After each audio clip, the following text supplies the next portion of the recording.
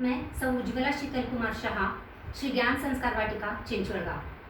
पाठ्यक्रम 5 और टॉपिक का नाम है दशत्रिक। प्रणाम। मैं आज आपको दशत्रिक के बारे में बताने वाली हूँ। वैसे तो 4th लेवल के पाठ्यक्रम में हमने यह अभ्यास किया हुआ है, लेकिन यह विस्तार से कैसे करना है, इसकी विधि क्या है, यह आज मैं आपको बताने जा रही हूँ। दशत्रिक यानी त्रिक का मतलब होता है 3 का समूह। ऐसे हर एक वस्तु 3 के समूह में जो हम क्रिया करते समय करनी चाहिए, उसका पालन करके हमें यह क्रिया करनी है। उसमें सबसे पहले आता है निस्सीही त्रिक। निस्सीही का मतलब होता है निषेध। जब हम मंदिर में प्रवेश करते हैं तब पहली निस्सीही करनी है और संसार के संबंधी सभी चिंताएं हमें दूर करके अंदर प्रवेश करना है। तो बच्चों, एक बात खास याद रखनी है कि कभी भी मंदिर में कोई भी बातें नहीं करनी है। हम सिर्फ मंदिर संबंधी की छूट रख सकते हैं, वहाँ की व्यवस्था देख सकते हैं। उसके बाद में दूसरी निस्सीही आती है। जब हम गाभारे में पूजा के लिए प्रवेश करते हैं तब दूसरी निस्सीही कहकर हमें गाभारे में प्रवेश करना है और हमारी पूरी बातचीत, मंदिर के संबंध के भी बातचीत हमें बंद कर देनी चाहिए। तीसरी निस्सीही आती है द्रव्य पूजा के त्याग के लिए। जब हम चैत्यवंदन करते हैं तो उसके पहले हमें तीसरी निस्सीही देकर सभी द्रव्य पूजा का त्याग करके भाव पूजा में जाना है। उसके लिए तीसरी निस्सीही होती है। इस प्रकार होता है निस्सीही त्रिक। उसके बाद में आता है प्रदक्षिणा त्रिक। प्रदक्षिणा त्रिक यानी जब हम पहली निस्सीही देकर मंदिर में जाते हैं तब हम 3 प्रदक्षिणा देते हैं। वो 3 प्रदक्षिणा क्यों देनी है? तो पहली प्रदक्षिणा देते समय हमें यह भाव आना है कि 4 गति के संसार का अंत हो जाए। दूसरी प्रदक्षिणा के वक्त हमें जो रत्नत्रय है, ज्ञान, दर्शन, चारित्र्य, उसकी प्राप्ति के लिए यह प्रदक्षिणा देनी है। और तीसरी प्रदक्षिणा देते समय भगवान को यह विनती करनी है कि हमें भी आप जैसा गुणवान बना दो। इस प्रकार यह प्रदक्षिणा त्रिक पूरा करना है। उसके बाद में आता है प्रणाम त्रिक। प्रणाम त्रिक, इसमें 3 प्रकार आते हैं। वो प्रणाम ऐसे हैं। पहला है अंजलिबद्ध प्रणाम। अंजलिबद्ध यानी कभी भी हमें कहीं भी मंदिर की ध्वजा या शिखर दिखाई दे तो हमें दोनों हाथ जुड़ाकर नमो जिनानम कहना चाहिए। और मंदिर में प्रवेश करते समय भी जब हमें भगवान का मुख दिखता है तब हमें नमो जिनानम करके अंजलिबद्ध प्रणाम करना है। दूसरा प्रणाम है अर्धांगवत प्रणाम। जब हम दूसरी निस्सीही देने से पहले, गाभारे में प्रवेश करने से पहले भगवान की जब हम स्तुति करते हैं तब हमें अर्धांगवत प्रणाम यानी आधा शरीर झुकाकर, पीठ झुकाकर यह प्रणाम करना है, स्तुति बोलनी है और उसके बाद में दूसरी निस्सीही देकर गाभारे में प्रवेश करना है। और तीसरा प्रणाम है पंचांग प्रणिपात, यानी हमारे शरीर के जो 5 अंग होते हैं, दोनों हाथ, मस्तक और दोनों घुटने, यह 5 अंग हमें जमीन को टिकाकर यह प्रणाम करना है। जब हम चैत्यवंदन आदि क्रिया करते हैं तो पंचांग प्रणिपात यानी खमासमन देकर हमें यह त्रिक पूरा करना है। उसके बाद में आता है पूजा त्रिक। पूजा त्रिक में 3 प्रकार की पूजा है। पहली है अंग पूजा। अंग पूजा का मतलब है जो हम भगवान को स्पर्श यानी टच करके जो पूजा करते हैं। इसमें आती है जल पूजा, चंदन पूजा और पुष्प पूजा, कि हमें गाभारे में रहकर ही यह पूजा करनी होती है। तो यह पूजा करने से क्या होता है, तो जो भी हमारे अंतराय होते हैं, विघ्न होते हैं, वो दूर हो जाते हैं। इसीलिए यह अंग पूजा को विघ्नोपशामिनी ऐसे भी कहते हैं। उसके बाद में आती है दूसरी पूजा, वो है अग्र पूजा। जो हम गाभारे के बाहर रहकर भी पूजा के वस्त्र न हो तो भी शुद्ध वस्त्रों में कर सकते हैं, वो है अग्र पूजा। अग्र पूजा में धूप, दीप, फल, अक्षत और नैवेद्य, यह 5 पूजाएं आती है। और यह पूजा को अभ्युदयकारिणी ऐसे कहते हैं। अब इसका मतलब क्या है, तो अभ्युदयकारिणी यानी हमारे भाग्य का उदय, हमारा भाग्योदय इस पूजा से होता है, इसलिए हमें भाव से यह पूजा करनी चाहिए। और तीसरी पूजा जो है, जो हमारे जैन शास्त्र के अनुसार बहुत ही महत्व की बताई है, वो है भाव पूजा। यानी जब हम बाकी की अष्टप्रकारी पूजा करके, द्रव्य पूजा की समाप्ति करके चैत्यवंदन करते हैं तो वहाँ पे होती है वो हमारी भाव पूजा।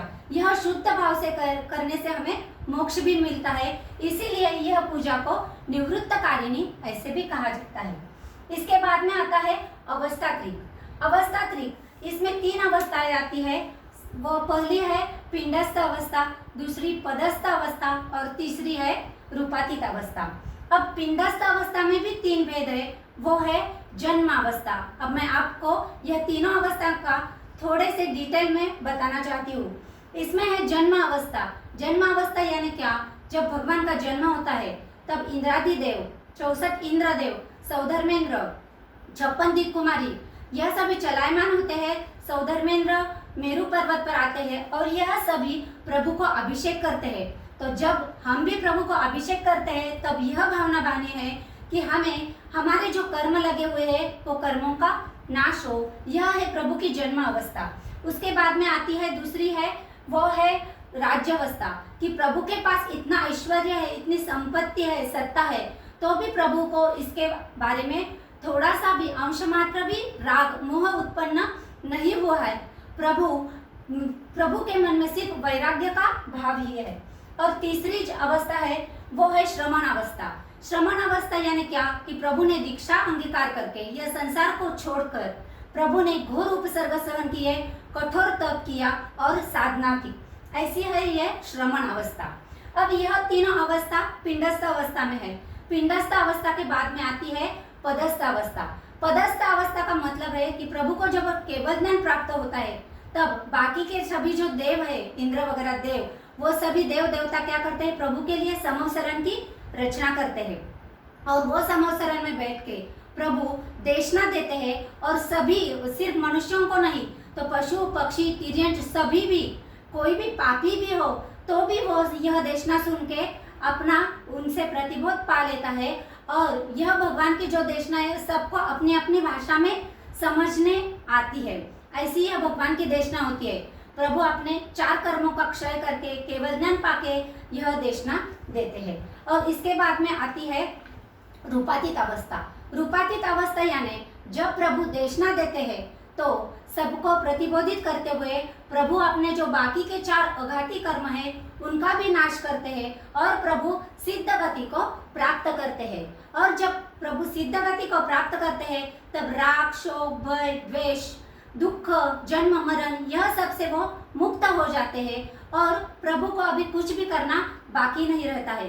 तो ऐसी यह 3 अवस्था है। तो हमें भी पिंडस्थ अवस्था का स्मरण करते हुए, यह सभी अवस्थाओं का चिंतन करते हुए यह ध्यान देना है कि प्रभु आपने जैसी अवस्था पाई है वैसी अवस्था हमें भी प्राप्त हो। इसके बाद में आता है दिशा त्याग त्रिक। दिशा त्याग त्रिक का मतलब है, हम जब चैत्य वंदन, स्तुति, स्तवना, पूजा करते हैं तो सिर्फ भगवान के सन्मुख हमारी दृष्टि होनी चाहिए और बाकी की जो 3 दिशा है, दाहिनी, बाई, पीछे की, यह सभी दिशाओं का हमें त्याग करके एकाग्र चित्त से हमारी आराधना करनी है। उसके बाद में आता है प्रमार्जना त्रिक। प्रमार्जना त्रिक में 3 प्रकार की प्रमार्जना करनी चाहिए।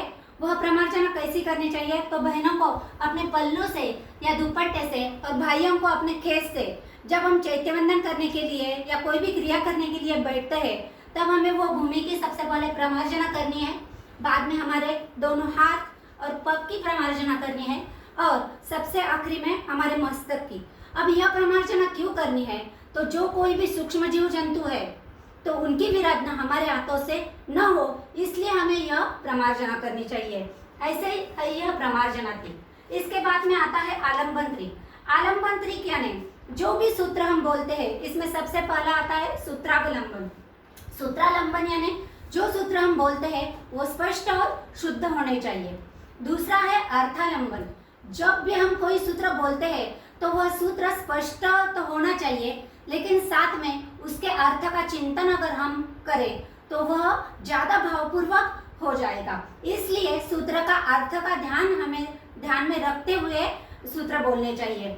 और आखिरी है प्रतिमालंबन। प्रतिमालंबन यानी जो भी प्रतिमा भगवान की हमारे सामने है तो वह सिर्फ प्रतिमा नहीं तो साक्षात मेरे जिनेश्वर मेरे सामने है, ऐसी भावना भाकर हमें यह आलम्बन त्रिक मन में भाना है। और बाद में आती है मुद्रा त्रिक। मुद्रा त्रिक यानी 3 प्रकार की मुद्रा होती है। जब हम चैत्यवंदन करने बैठते हैं तो सबसे पहले आती है योग मुद्रा। योग मुद्रा यानी हम नमुत्तुनम, इरेवयम से लेकर सभी सूत्र, इसमें सिर्फ जावंती चेयम, जावंत केविसाव और जयवीरय आधा, यह तीनों सूत्र नहीं आते हैं। तो बाकी के जो सूत्र है तब हम योग मुद्रा में बैठना है। अब यह कैसे बैठना है मैं आपको बताती हूँ। योग मुद्रा में हम जब बैठते हैं तब हमें दोनों हाथ को एक दूसरे से जुड़ाने हैं और हमारी जो हाथों की कोहनी है वो नाभि को टच होनी चाहिए और दोनों घुटने जमीन को टिकाकर या बाया घुटना जो है वो हम ऊपर चैत्यवंदन मुद्रा में, जैसे हम चैत्यवंदन में बैठते हैं तो हमें इस स्थिति में बैठना है। यह है योग मुद्रा। इसके बाद में आती है जिन मुद्रा। जिन मुद्रा, यह मुद्रा हम जब काउसक करते हैं तब आती है। इसमें देखो हमारी मुद्रा कैसी होनी चाहिए, तो हमारे जो दोनों पाँव है तो आगे 4 अंगुल का और पीछे थोड़ा सा कम ऐसे अंतर हमें रखना है और दोनों हाथ लटकते हुए ऐसे रखना है। और काउसक करते समय हमारी दृष्टि सिर्फ प्रभु के सामने, यानी प्रभु हमें दिखे ऐसी, नहीं तो अपने नासिका नाक के ऊपर होनी चाहिए। एकाग्र चित्त से हमें काउसक करना है। आजू बाजू पीछे कहीं भी देख के काउसक कोई क्रिया नहीं करनी है। और मुद्रा त्रिक में आखिरी त्रिक है वो है मुक्ता शुक्ति मुद्रा। जब हम जावंत के विसाऊ जावंती चयम और जयवीरा सूत्र आधा कहते हैं तब यह मुद्रा करनी है। अब यह मुद्रा कैसी है मैं बताती हूँ। यह मुद्रा करते समय दोनों हाथ हमारे जुड़े हुए हैं, लेकिन हाथों की उंगलियों का शेप जो है नीचे की बाजू का वो मोती की सिप जैसा पोला हमें रखना है और दोनों हाथ ललाट के ऊपर रखना है। इस प्रकार हमें जयवीरा आधा होने तक और बाकी के दोनों सूत्र पूरे इस मुद्रा में करने हैं। इसे मुक्ता शुक्ति मुद्रा कहते हैं। और अभी आखिरी में आता है प्रणिधान त्रिक। प्रणिधान त्रिक यह 10 त्रिक का सबसे आखिरी लेकिन सबसे महत्व का त्रिक इसलिए है क्योंकि यह हमें मन वचन काया की एकाग्रता, अगर यह एकाग्रता हो तो ही हमारी आराधना अच्छी तरह से हो सकती है। तो मन वचन और काया ये तीनों की एकाग्रता से हमें भगवान की भक्ति करनी है। तो यह सभी है 10 त्रिक। यह 10 त्रिक की शुरुआत जब हम पहली निसी मंदिर में प्रवेश देते समय करते हैं तब शुरुआत होती है और इसकी यह 10 त्रिक की समाप्ति जब हम चैत्यवंदन करके भाव पूजा समाप्ति करते हैं तब होती है। तो बच्चों आपको खास मेरा कहना है, जब भी आप मंदिर में जाओगे इसमें से कोई भी आराधना जब करोगे तो यह 10 त्रिक का पूरा पालन करें ताकि हमारे हाथों से कोई भी विराधना न हो। वितराग की आज्ञा विरुद्ध कुछ बोला गया हो तो मिच्छामि दुक्कडम।